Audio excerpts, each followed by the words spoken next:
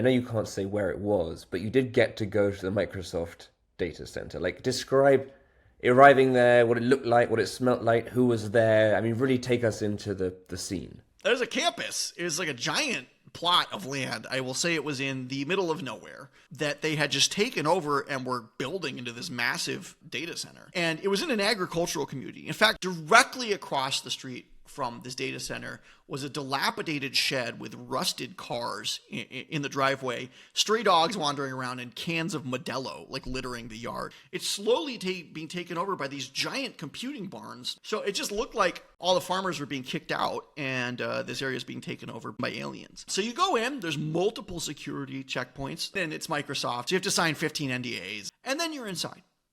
Now, inside is a little underwhelming.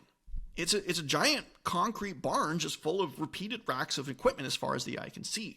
It's not necessarily inspiring of poetry or anything. It feels like being inside of an industrial process, which it is, and not a very beautiful one either. There's cable everywhere. You know, there's cables, pipes for water and air, cables for electricity, cables for transporting data. And all of this is to just keep the microchips running 24/7, to keep the AI processing running. I did ultimately sweet talk my way into the control room, which I wasn't supposed to be in initially, so that was kind of cool.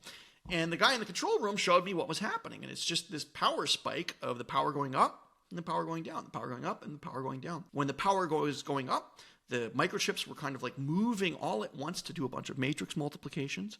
And then when the power went down, they were writing the results to file. And somewhere in that data center where there was that tiny little file of numbers, that tiny little collection of synthetic neurons, and with every pulse there, it just got a little bit smarter.